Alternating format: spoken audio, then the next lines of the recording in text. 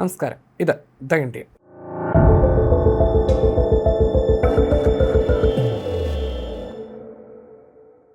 സൈനിക ശക്തിയിലൂടെ മാത്രമല്ല, മറ്റ് പല രീതികളിലൂടെയും, അതായത് സൈബർ ആക്രമണങ്ങളിലൂടെയും സമ്മർദ്ദ തന്ത്രങ്ങളിലൂടെയും തങ്ങളെ വിറപ്പിക്കുന്ന ചാണക്യതന്ത്രമാണ് ഇന്ത്യ പാകിസ്ഥാനെതിരെ പയറ്റുന്നതെന്ന് പാകിസ്ഥാൻ തന്നെ തിരിച്ചറിഞ്ഞതായിട്ടുള്ള റിപ്പോർട്ടുകൾ കഴിഞ്ഞ ദിവസം നമ്മൾ കണ്ടു കഴിഞ്ഞു. പാകിസ്ഥാൻ്റെ ആ ഭയം സത്യമാണെന്ന് തന്നെ തെളിയുകയാണ്. അത്തരത്തിലുള്ള റിപ്പോർട്ടുകളാണ് പുറത്തു വരുന്നത്.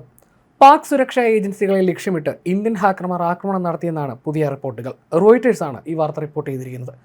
പാകിസ്ഥാനിലെ പ്രധാനപ്പെട്ട ക്രമസമാധാന നിയമപാലക ഏജൻസികളെ ലക്ഷ്യമിട്ട് ഇന്ത്യയുമായും ചൈനയുമായും ബന്ധമുള്ള സൈബർ ചാരസംഘടനകൾ വലിയ തോതിൽ ഹാക്കിംഗ് നടത്തുന്നതായിട്ടാണ് റിപ്പോർട്ടുകൾ.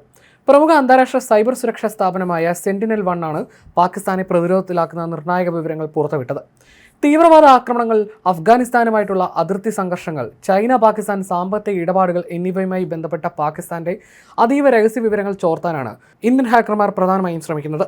പാകിസ്ഥാന്റെ ആഭ്യന്തര സുരക്ഷാ വിവരങ്ങൾ കൈകാര്യം ചെയ്യുന്നതും അതിർത്തി കടന്നുള്ള ഭീഷണികളെ നിരീക്ഷിക്കുന്നതുമായ പ്രധാന ഏജൻസികളെയാണ് ഹാക്കർമാർ ലക്ഷ്യമിട്ടതെന്ന് സെന്റിനൽ-1 പ്രിൻസിപ്പൽ ത്രെറ്റ് റിസർച്ചർ അലക്സാണ്ടർ മിലെങ്കോസ്കി വ്യക്തമാക്കി. ഒരേ സമയം ഒന്നിലധികം ചാര സംഘടനകൾ ഒരൊറ്റ ലക്ഷ്യത്തിലേക്ക് കേന്ദ്രീകരിക്കുന്നത് ആ സ്ഥാപനങ്ങൾ കൈവശം വെച്ചിരിക്കുന്ന വിവരങ്ങളുടെ വലിയ മൂല്യമാണ് കാണിക്കുന്നതെന്നും അദ്ദേഹം തന്റെ ബ്ലോഗിൽ കുറിക്കുകയുണ്ടായി.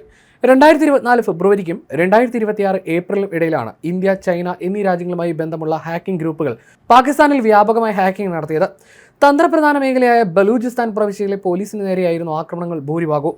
ബലൂചിസ്ഥാൻ പോലീസിന്റെ നെറ്റ്വർക്ക് ഉപകരണങ്ങൾ, വെബ് സെർവറുകൾ, പൊതുജനങ്ങളുടെ പരാതി പരിഹാര സംവിധാനം എന്നിവയെല്ലാം ഹാക്കർമാർ ലക്ഷ്യമിട്ടു. എന്നാൽ ഈ റിപ്പോർട്ടുകളോട് പ്രതികരിക്കാൻ ബലൂചിസ്ഥാൻ പോലീസ് തയ്യാറായിട്ടില്ല.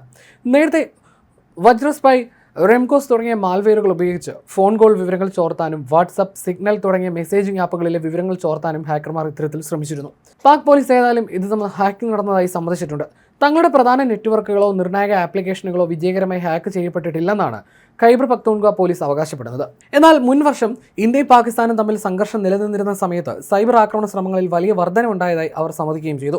ഒരൊറ്റപ്പെട്ട സംഭവത്തിൽ ഒരു ഉപയോക്താവിന്റെ ലോഗിൻ വിവരങ്ങൾ മാത്രമാണ് ചോർന്നതെന്നും അവർ അവകാശപ്പെടുന്നു. അതേസമയം ഇസ്ലാമാബാദ് പോലീസ്, PSCA, പാകിസ്ഥാൻ ആഭ്യന്തര മന്ത്രാലയം എന്നിവർ ഈ വിഷയത്തിൽ പ്രതികരിക്കാൻ വിസമ്മതിക്കുകയാണ്. ഇത് ഹാക്കിംഗ് നടന്നതായി സമ്മതിക്കാനുള്ള പാകിസ്ഥാന്റെ ഭയമാണ് വ്യക്തമാക്കുന്നതെന്നാണ് ചില വിലയിരുത്തലുകൾ. പാകിസ്ഥാനിൽ ജോലി ചെയ്യുന്ന ചൈനീസ് പൗരന്മാർക്ക് നേരെ അടുത്ത കാലത്തായി വലിയ തോതിൽ മാരകമായ ആക്രമണങ്ങൾ ഉണ്ടായിരുന്നു.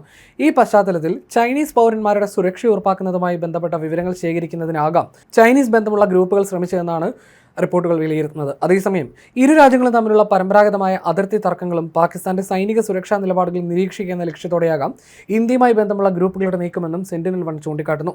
സൈബർ ആക്രമണ വാർത്തകളോട് വാഷിംഗ്ടണിലെ ചൈനീസ് എംബസി വക്താവ് ലിയു ചാങ് ഇമെയിൽ വഴി പ്രതികരിച്ചിട്ടുണ്ട്. ചൈന എല്ലാത്തരം സൈബർ ആക്രമണങ്ങളെയും ശക്തമായി എതിർക്കുന്നുണ്ടെന്നും ചൈനയുടെ മണ്ണോ ഇൻഫ്രാസ്ട്രക്ചറോ ഉപയോഗിച്ച് ഇത്തരം നിയമവിരുദ്ധ പ്രവർത്തനങ്ങൾ നടത്താൻ ആരെയും അനുവദിക്കില്ലെന്നായിരുന്നു അദ്ദേഹം വ്യക്തമാക്കിയത്. എന്നാൽ ഈ വിഷയത്തിൽ പ്രതികരിക്കാൻ വാഷിംഗ്ടണിലെ ഇന്ത്യൻ എംബസി തയ്യാറായിട്ടില്ല.